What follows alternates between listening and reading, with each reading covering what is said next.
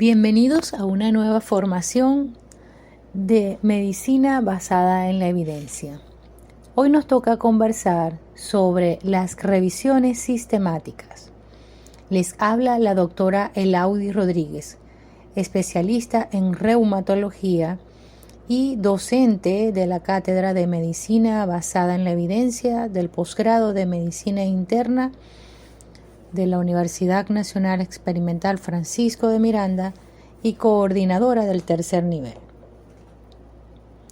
La enorme y creciente cantidad de información biomédica que existe en la actualidad limita seriamente la posibilidad de los clínicos de mantenerse informados. Es por ello que es importante conocer sobre cómo poder organizar y analizar toda esta información para poder llegar a conclusiones precisas y concisas que nos permitan sintetizar todo este bombardeo de información que se nos presenta cada día con respecto a un área específica. He aquí la importancia de las revisiones sistemáticas, ya que nos permiten sintetizar y actualizar la información científica. Y esto debe ser evaluado críticamente para determinar su validez. Y nos preguntamos, ¿qué es una revisión sistemática? Las revisiones sistemáticas se pueden definir como resúmenes claros y estructurados de la información disponible orientada a responder una pregunta clínica específica.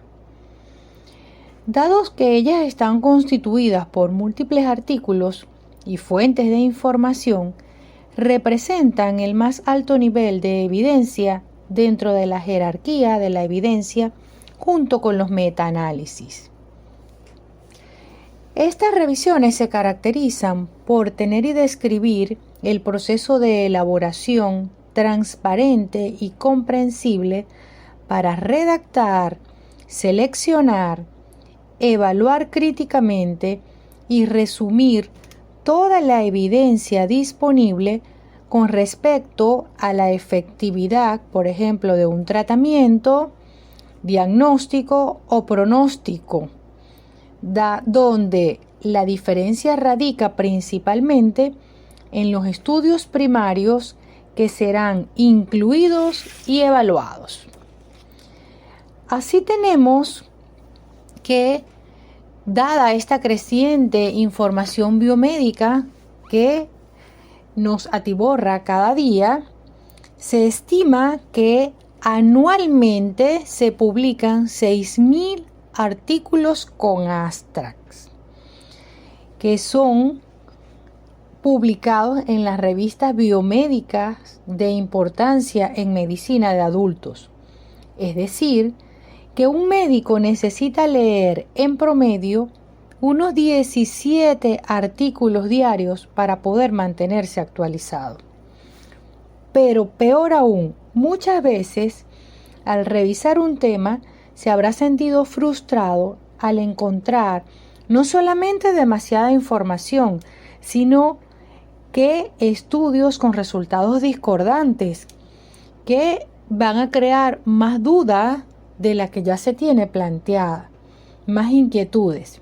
De allí la importancia que se nos presenta esta gran oportunidad de tener las revisiones sistemáticas, las cuales nos van a permitir sintetizar toda esa gran cantidad de información y nos va a permitir evaluarlas críticamente para poder llegar a conclusiones específicas que nos van a poder ayudar teniendo una validez en nuestra práctica diaria. Es interesante conocer un poco sobre los antecedentes, o sea, la historia de las revisiones sistemáticas. Y así tenemos que en abril de 1976, Glass, quien era el presidente de la Asociación Americana de Investigación en Educación, dio su discurso en el Congreso anual y allí él decidió destacar un nuevo y elevado nivel de los análisis científicos, al cual le dio el nombre de metaanálisis. Y la publicación de este discurso fue juzgada como un quiebre total aplicable a todas las ciencias. En 1904, Karl Pearson fue probablemente el primero en reportar el uso de técnicas para la combinación de datos de diferentes estudios. Sin embargo, pasaron muchos años hasta que esta técnica volvió a utilizarse, y no solo en medicina, sino también en ciencias sociales y de la educación. Entre 1930 y 1980 se realizaron varios experimentos que examinaban la población de las instrucciones morales en la modificación de la conducción basado en artículos revisados sistemáticamente. Desde entonces hasta 1976, este tipo de información no tuvo nombre, y fue Glass quien acuñó el término de metaanálisis. 3 años más tarde, es decir, en 1979, Cochrane, un epidemiólogo británico, llamaba la atención sobre el hecho de que la gente deseaba tomar decisiones con fundamentos que no tenían acceso a revisiones confiables en la evidencia disponible. Y en los 80, entonces los metaanálisis se hicieron populares en varias disciplinas como en cardiología, urología y en cuidados perinatales. Actualmente nos encontramos entonces frente a un escenario en el que aparecen 17.000 libros y 30.000 revistas biomédicas nuevas cada año, con un incremento anual del 7%. Ante este nuevo y creciente número de publicaciones que sobrepasa las posibilidades de mantenerse actualizado, ha aparecido algo que se ha definido como la explosión de información, por lo que ha surgido la necesidad de un antídoto para aplacar un poco el incremento de estas investigaciones. Y este antídoto no es más que los metaanálisis y las revisiones sistemáticas. En medicina basada en la evidencia se distinguen 2 tipos de revisiones. Así tenemos las revisiones narrativas y las revisiones sistemáticas. Con respecto a las revisiones narrativas, son aquellas que revisan los tópicos de manera más o menos exhaustiva, generalmente por un experto en el tema. Típicamente, este tipo de revisión dará cuenta de muchos aspectos del tópico revisado, que pueden comprender aspectos epidemiológicos, etiológicos, fisiopatológicos, diagnósticos, pronósticos y terapéuticos. En general, el autor presenta el tema en un formato narrativo sin declarar explícitamente los métodos utilizados para obtener y seleccionar la información presentada. Este tipo de revisiones son ideales para responder preguntas de preparación, por ejemplo, para hacer un background. Ahora, las revisiones sistemáticas son aquellas que se resumen y analizan la evidencia respecto a una pregunta específica en forma estructurada, explícita y sistemática. Típicamente se explican bien los métodos utilizados para encontrar, seleccionar, analizar y sintetizar la evidencia presentada. Existen entonces 2 tipos de revisiones sistemáticas. Las revisiones sistemáticas cualitativas, que se refieren a cuando se presenta la evidencia en forma descriptiva, pero sin un análisis estadístico. Por el contrario, las revisiones sistemáticas cuantitativas o metaanálisis es cuando mediante el uso de técnicas estadísticas se combinan cuantitativamente los resultados en un solo estándar puntual. Así existen diferentes tipos de revisiones que sirven para diferentes propósitos. Sin embargo, es importante destacar que si bien es válido una opción presentar una revisión sistemática sin metaanálisis, no es aceptable un metaanálisis que derive de una revisión sistemática. En la actualidad, el número de revisiones sistemáticas disponible ha aumentado considerablemente. Por lo tanto, se plantean básicamente aquellas que evalúan intenciones terapéuticas. También existen revisiones sistemáticas de estudios diagnósticos o pronósticos, pero las más frecuentes son las de estudios terapéuticos. Cuando nos planteamos realizar revisiones sistemáticas, debemos tener presente que existen ventajas y limitaciones para este tipo de estudios, siendo su principal ventaja la síntesis de la información respecto de una pregunta clínica específica que le va a permitir al clínico resolver de manera eficiente. Otra de las ventajas es que el metaanálisis de los resultados permite resumir en un solo valor numérico toda la evidencia relacionada a un tema puntual del que se ha sido planteado. Por ejemplo, un estudio de tipo terapéutico, aumentando la potencia estadística y la precisión del estimador puntual, la precisión de ese resultado primario. Además, permite el planteamiento de nuevas hipótesis para futuros estudios y permite cuantificar la magnitud del sesgo de publicación. Y otras de las ventajas de estos tipos de estudios es que son menos costosos porque son revisiones de estudios ya realizados previamente.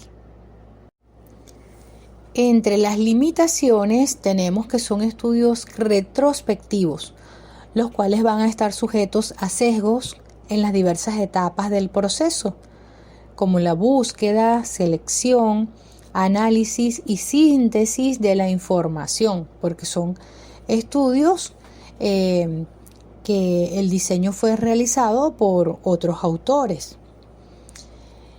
El título de la revisión sistemática o metaanálisis no garantiza la calidad de este tipo de estudio, por lo que se debe evaluar críticamente la validez de este tipo de publicación.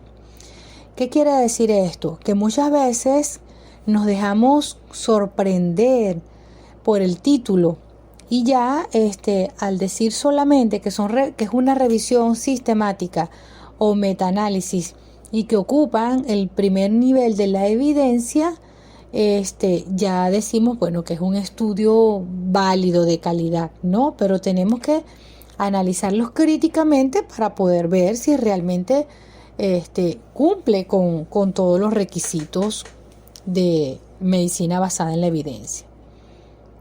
La realización de las revisiones sistemáticas está limitada por la cantidad y la calidad de estudios previamente realizados. Aquí tiene que ver mucho el diseño del estudio. Y el proceso de las revisiones sistemáticas es largo, lleva mucho tiempo y dedicación exhaustiva. Y por supuesto, tener todas las herramientas de medicina basada en la evidencia para poder hacer un análisis crítico adecuado. La gran producción de artículos de investigación, aproximadamente más de 2 millones al año, genera problemas para todos los médicos, pues se calcula que, como les había mencionado anteriormente, para mantenerse actualizado necesita leer al menos 17 artículos diarios. Y aunado a esto, la calidad de estos no siempre es la mejor, dando una visión a veces más contradictoria que aclaratoria. Es por esto que existen razones para realizar una revisión sistemática de índole práctica. Para ello necesitamos que estas revisiones sistemáticas estén lo suficientemente completas para integrar la información y proporcionar una base racional para la toma de decisiones en salud. Para ello se han planteado varias indicaciones. Entre ellas tenemos la presencia de incertidumbre con relación al efecto de una intervención debido a que existe evidencia contrapuesta respecto de su real utilidad.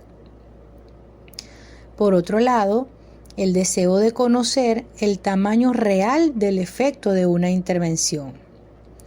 Además, la necesidad de analizar el comportamiento de una intervención en subgrupos de sujetos, por ejemplo, en un estudio controlado para determinar la efectividad de omeprazol en la prevención de hemorragia digestiva superior por lesiones de estrés en pacientes críticos. Esto no podría responder a la pregunta si la intervención es particularmente efectiva en el subgrupo de sujetos en ventilación mecánica o de trauma cráneoencefálico. Y además, el efecto moderado o pequeño de la intervención en estudio. Por ejemplo, si quisiéramos comparar el efecto de dos técnicas quirúrgicas mediante un estudio controlado y estimamos que la diferencia de efectividad entre ambas es de 5%, para tener un 80% de probabilidad de obtener un valor de P menor de 0.05, requeriríamos tratar 3.208 pacientes. Quiere decir que esto equivale a 1.604 pacientes con cada técnica. Tratamientos cuyo efecto es pequeño pueden resultar en valores de P significativos solo por azar o por sesgos en los grupos comparados. Existen varias etapas en la conducción de una revisión sistemática. Estas son las siguientes: la formulación del problema, la localización y selección de los estudios primarios, evaluación de la calidad metodológica de estos estudios, la extracción de los datos, el análisis y presentación de los resultados obtenidos, luego la presentación de estos resultados gráficamente y, por supuesto, las consideraciones éticas. A continuación vamos a describir cada uno de ellos. Formulación del problema. Como es habitual en toda investigación, el primer paso es identificar el problema y formular una pregunta muy bien acotada al problema en cuestión. Aquí es interesante el uso de la mnemotecnia PICOR. Es de utilidad para esto, en donde la P representa el problema de salud o paciente en estudio. La I es la intervención a realizar. La CO o CO es el comparador, es decir, que se hace actualmente por el problema y con lo que se compara la intervención en estudio. Y R viene a ser el resultado. Ahora, con respecto a la localización y selección de los estudios primarios, para esto primero deben definirse claramente los criterios de selección de los artículos a estudiar, las características de la población y la intervención realizada. Para esta búsqueda se deben seleccionar entonces palabras claves, ya sean los términos MES o términos libres, que los vieron en los que hicieron el nivel 1 y 2, que era búsqueda de la información, así como también los operadores booleanos que se vayan a utilizar para un caso en particular. Ahora, con estas palabras se inicia la búsqueda en los megabuscadores de revisiones sistemáticas como la Cochrane Library y la Trick Database, para seguir luego en las bases de datos habituales como el McLean, el Embassy, que son de las más frecuentes, el Cielo.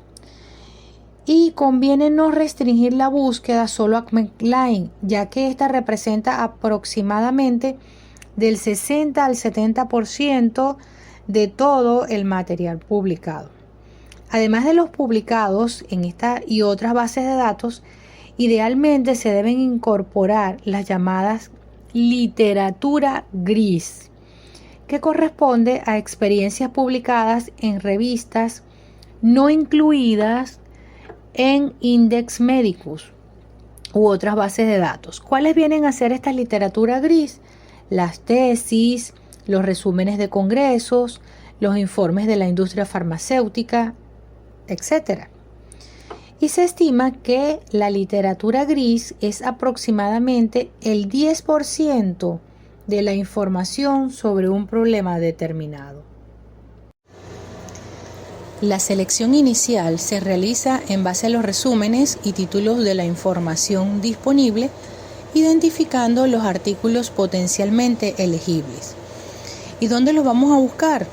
Ya les había mencionado que la búsqueda de la literatura la vamos a hacer a través de bases de datos como McLean, el Embassy, el Central, el Cochrane, plataformas de registro y todo donde debemos buscar esta información que tenga relación con el tema a investigar, sin restricción del lenguaje. Si durante el proceso existe alguna discrepancia entre los participantes, se debe llegar a un consenso u otro participante debe ayudar a discernir. Una vez definidos, se analizan en su totalidad y por completo los artículos seleccionados y se realiza una selección final a través de criterios de inclusión que permiten analizar críticamente los artículos y así obtener los que respondan claramente la pregunta clínica planteada anteriormente. Para esto entonces nos resulta muy útil el uso de los diagramas de flujo, como les presento en para presentar el proceso de selección de artículos, donde se especifica el número de artículos inicial potencialmente elegibles según la búsqueda realizada hasta los finalmente incluidos, especificando los motivos por los cuales se excluyeron los trabajos que no se consideraron finalmente.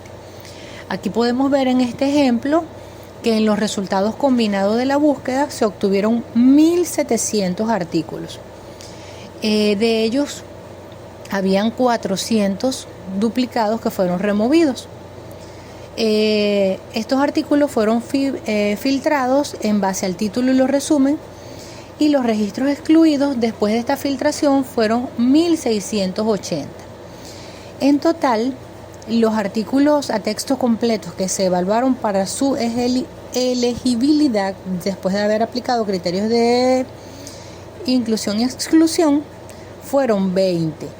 De estos 20, la revisión de manuscritos y aplicación de los criterios de inclusión fueron excluidos 11 y finalmente solamente fueron incluidos en el estudio de esta revisión sistemática 9 artículos. Fíjense cómo de 1.700 llegamos a 9 pasando por todos estos filtros de selección. Evaluación de la calidad metodológica de los estudios. Esto se refiere a la valoración de la validez interna y posibles sesgos.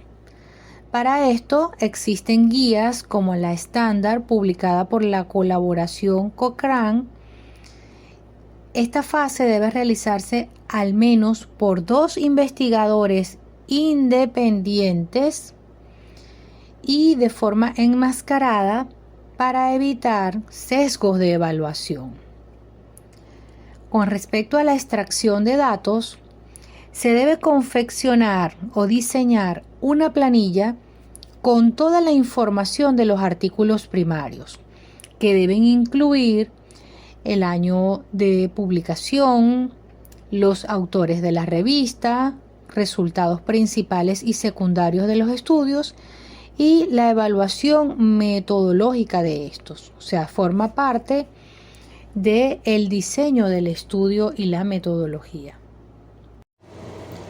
Una vez finalizada la selección de los artículos, se debe tener de ellos presente toda la información concerniente a la pregunta: cómo se realizó el estudio, quiénes y cuántos participaron, cuál fue la intervención, cuáles fueron los resultados medidos y cuáles fueron las fuentes de financiamiento. Estos datos deben ser tabulados en un formulario como el que les presento en esta diapositiva. Es un formulario de recolección de datos para evaluar el riesgo de sesgo de los artículos incluidos en esta revisión. Los datos mencionados se deben evaluar el riesgo, como les acabo de mencionar, ya que las conclusiones de la revisión sistemática podrán ser válidas en la medida en que los estudios que la componen, llamados estudios primarios, sean confiables. Entonces podemos observar acá el formulario donde se evalúa la generación de la secuencia aleatoria, se le va dando un puntaje. Se van anotando a nivel de las columnas el autor 1, autor 2, autor 3, autor 4, autor 5, dependiendo del número de estudios que tengan. Y a nivel de las filas vamos a ir evaluando todas estas variables. Generación de la secuencia aleatoria, que evalúa el sesgo de selección. El ocultamiento de la asignación, que también evalúa el sesgo de selección. Si hay el cegamiento de los participantes y el personal, que es el sesgo de funcionamiento. El cegamiento de la evaluación del desenlace, que se refiere al sesgo de detección. Si hubo un seguimiento incompleto, que es sesgo de desgaste. Si hay reporte selectivo de resultados, que se refiere al sesgo de reporte, y otros sesgos. Todo eso debe estar tabulado para cuando se vaya a hacer el análisis y la selección. Análisis y presentación de los resultados. El papel de los revisores es intentar explicar las posibles causas de las variaciones de los resultados de los artículos primarios, es decir, de los artículos revisados, ya que éstas pueden ser por causa del azar, por el diseño del estudio, tamaño de la muestra, cómo se midió la exposición o intervención y los resultados. Y estos se pueden interpretar desde un punto de vista cualitativo y cuantitativo, o sea, cuando se hace la realización de un metaanálisis. Ahora, ¿cómo va a ser la presentación de esos resultados? Cuando se redacta ya la monografía o el informe, se debe considerar que la base de la revisión es la sistematización, por lo cual deben estar incluidos de forma clara y detallada todos los pasos del proceso de desarrollo de la revisión, con el fin de que cualquier persona que desee repetir el estudio pueda realizarlo. Existen varias guías que permiten cumplir con los pasos adecuados al escribir una revisión sistemática, como son la iniciativa Quorum, que se utiliza en revisiones sistemáticas con metaanálisis, MUS, que es revisión sistemática de estudios observacionales con metaanálisis, o la declaración Prisma.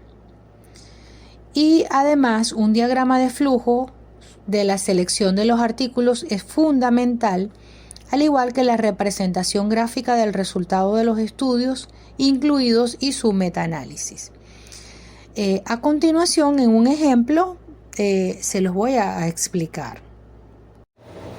En las revisiones sistemáticas, el método más utilizado son los metaanálisis, que corresponden a un análisis estadístico de los resultados de estudios independientes, que generalmente intenta producir un estimador único del efecto de la intervención estudiada.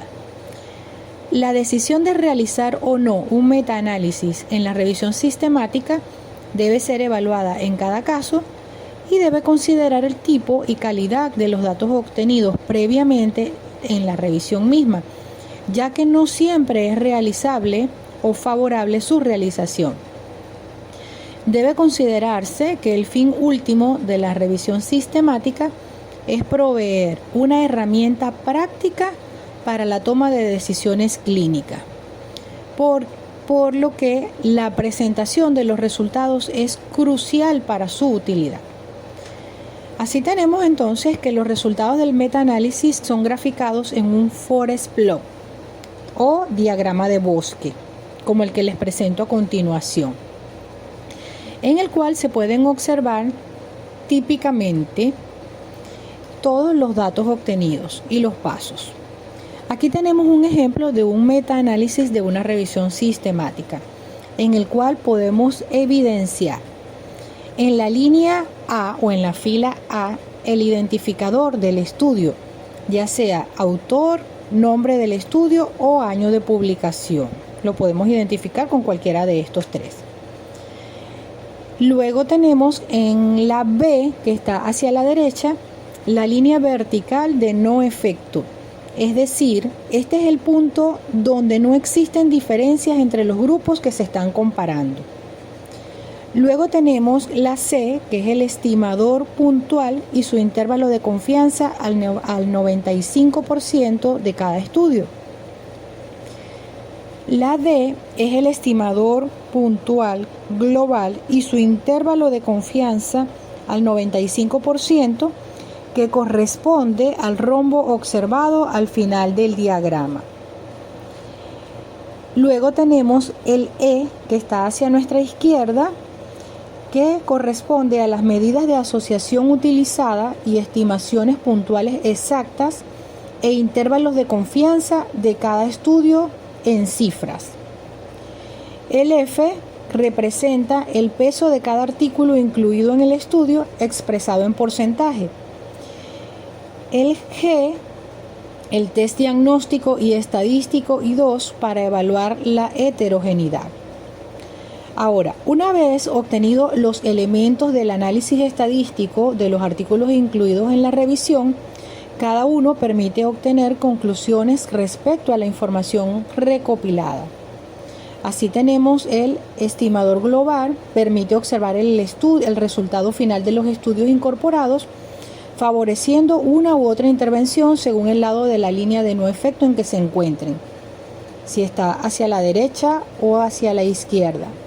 Si está hacia la derecha es de no beneficio y si está hacia la izquierda quiere decir que si es de beneficio o favorece. Su intervalo de confianza permite establecer qué tan exacto es el resultado y por lo tanto establece cierto grado de seguridad de dicho resultado. El peso de cada uno de los estudios entrega la información sobre qué artículo incorporado tiene mayor valor según su tamaño. El test estadístico I2 o test de heterogeneidad utilizado permiten observar qué tan variables son los resultados de los estudios incorporados entre sí. De esta manera, entonces, podemos observar que cada elemento obtenido en el análisis estadístico de la revisión tiene un rol crucial y es necesario para establecer la aplicabilidad de esta en la práctica clínica. Ahora veamos un ejemplo en la siguiente diapositiva. En este gráfico, donde se evalúa la efectividad de la profilaxis antibiótica en cirugía laparoscópica de vesícula y vías biliares, vemos la comparación del antibiótico, la profilaxis del antibiótico versus el placebo.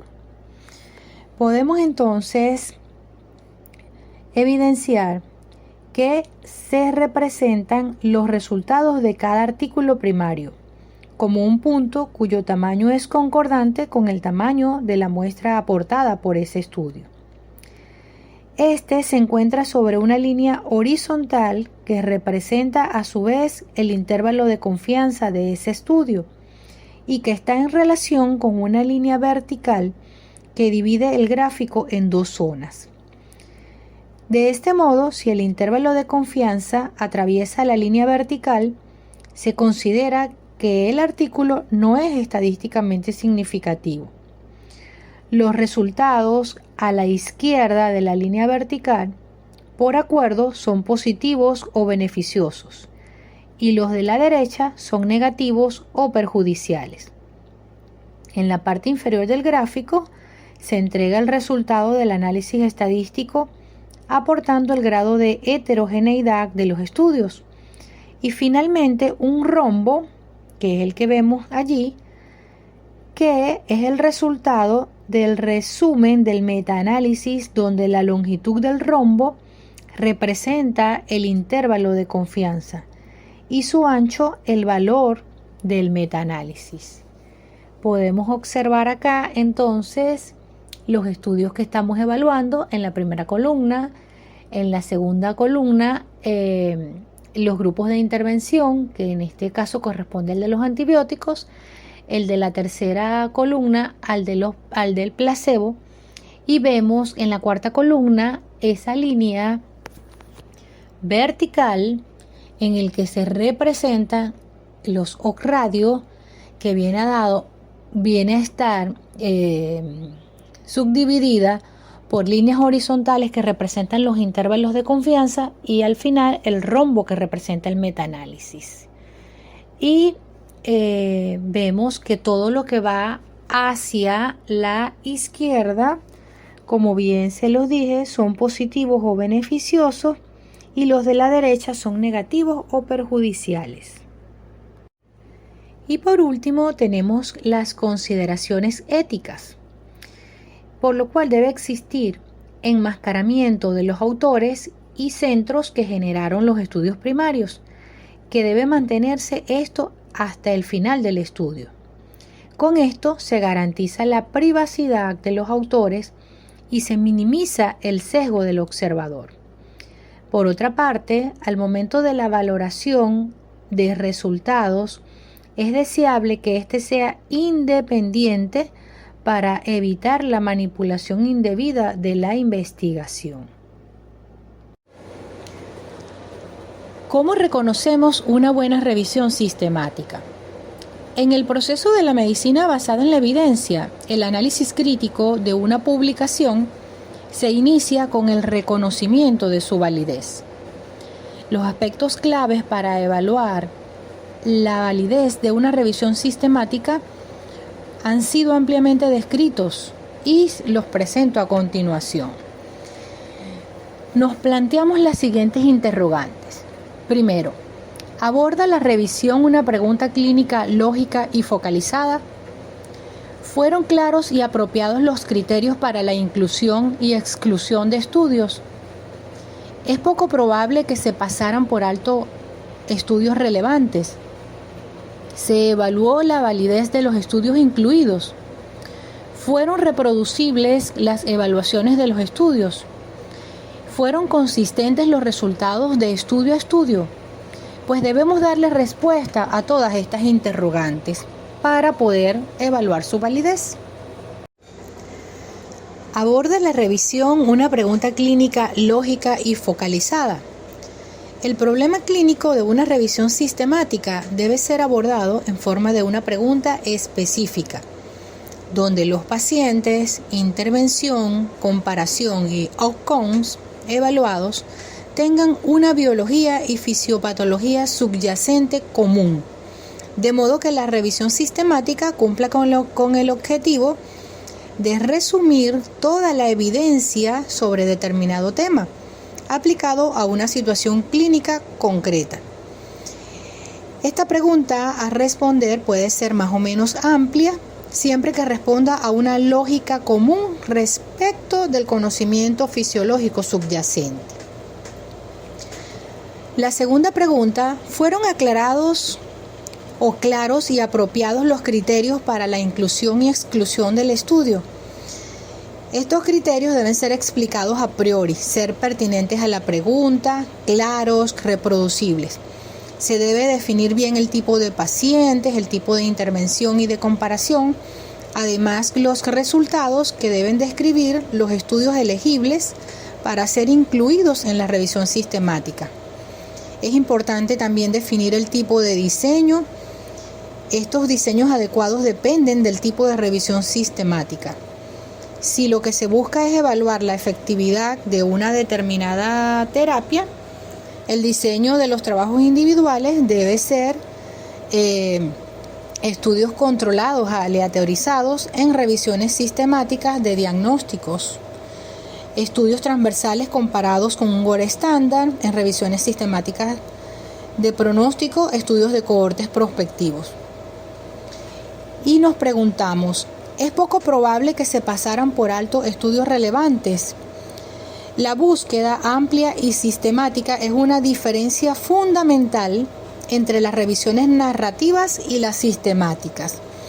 Esta búsqueda amplia de artículos incluye las bases de datos electrónicas como el McLean, el Cochrane Library, el Embassy y la revisión manual de las herramientas de artículos encontrados. Además, se debe tener contacto con expertos y compañías farmacéuticas para identificar estudios no publicados, así como estudios presentados en jornadas científicas, congresos o tesis. Idealmente, una buena revisión sistemática debe incluir estudios en distintos idiomas. Eso es un punto clave, pues cuando se incluyen en la revisión solo trabajos publicados en inglés, aumenta la posibilidad de sesgo de publicación, con la consiguiente sobreestimación del efecto de la intervención evaluada, ya que se ha demostrado que los artículos con resultados no significativos o en idiomas distintos al inglés tienen menos posibilidades de ser publicados en revistas de alto impacto o indexadas en las bases de datos electrónicas y por lo tanto menos posibilidad de ser incluidas en las revisiones sistemáticas. Cuarta pregunta. ¿Se evaluó la validez de los resultados incluidos? Evaluar la validez de los resultados originales incluidos es indispensable, puesto que la calidad de las revisiones sistemáticas depende directamente de la calidad de los resultados de los estudios originales. Todo el proceso de la revisión sistemática y posterior metaanálisis podría estar muy bien hecho, pero si los estudios incluidos son de mala calidad, indudablemente el resultado de las revisiones sistemáticas será poco confiable. Existen formas para evaluar la validez de los estudios primarios, tanto cuantitativos como cualitativos. Aunque no hay consenso respecto de la mejor forma de evaluar la calidad de estos estudios incluidos, pero debe haberse utilizado alguna forma explicada de modo que el lector pueda sacar sus propias conclusiones con respecto a este punto. ¿Fueron reproducibles las evaluaciones de los estudios? Todo proceso de una revisión sistemática debe ser reproducible. Esta reproducibilidad se logra mediante 2 o más revisiones que en forma independiente buscan, seleccionan, incluyen y analizan la validez de los artículos originales con la finalidad de disminuir la posibilidad de sesgo en cualquiera de las etapas del proceso. Además, deben señalarse si hubo diferencias entre los revisores y cuál fue la forma de resolverlas. Y como última pregunta, ¿fueron consistentes los resultados de estudio a estudio? Es esperable que exista variabilidad en los resultados de los distintos estudios incluidos en una revisión sistemática. Esta variabilidad puede deberse a variaciones en los pacientes, intervenciones, comparaciones a la forma de medir los resultados o al diseño de los estudios incluidos. Esta variabilidad será mayor mientras más amplia sea la pregunta a responder por la revisión sistemática. Antes de realizar el metaanálisis de los resultados es necesario estimar la ausencia de heterogeneidad entre los estudios incluidos. Al realizar revisiones sistemáticas debemos tener presente también los sesgos. Existen sesgos de publicación, sesgos de selección y sesgos del observador. En ocasiones, los estudios en los que una intervención no demuestra ser efectiva no son publicados. Por lo tanto, las revisiones sistemáticas que no son capaces de incluir estudios no publicados pueden sobreestimar el efecto real de una intervención. En lo que respecta a los sesgos de selección, se refiere a las diferencias sistemáticas entre los grupos de pacientes comparados en cuanto a su pronóstico o probabilidad de respuesta al tratamiento.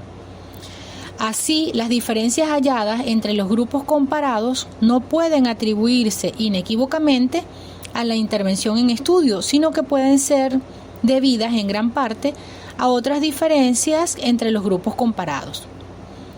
La asignación aleatoria con una ocultación adecuada protege frente al sesgo de selección, garantizando la comparación de ambos grupos, excepto en cuanto a la intervención administrada.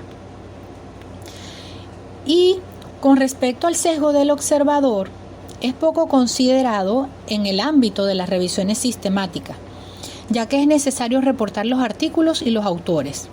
Sin embargo, es posible realizar un enmascaramiento al momento de la selección de los estudios pertinentes.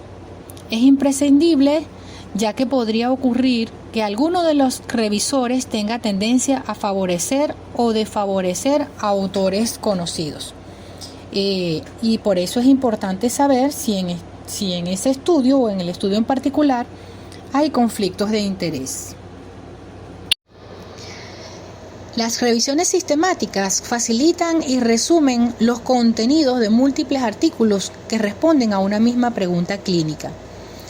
Dado su estricto protocolo de elaboración, corresponden al mejor nivel de evidencia junto con los metaanálisis, ya que disminuyen al máximo el riesgo de sesgo, permitiendo de esta forma tomar decisiones clínicas informadas basadas en evidencia. Ya hoy hemos obtenido nuevas herramientas en el avance de medicina basada en la evidencia, que nos permitirán realizar adecuadamente una revisión sistemática y hacer selecciones específicas de artículos. La idea es aprovechar al máximo todas estas herramientas para ponerlas en práctica en nuestra apreciación crítica de la lectura y además en nuestra práctica clínica diaria. Espero que les sea de utilidad y quedo a la orden para las dudas que se les puedan presentar u observaciones. A todos, muchas gracias por su atención.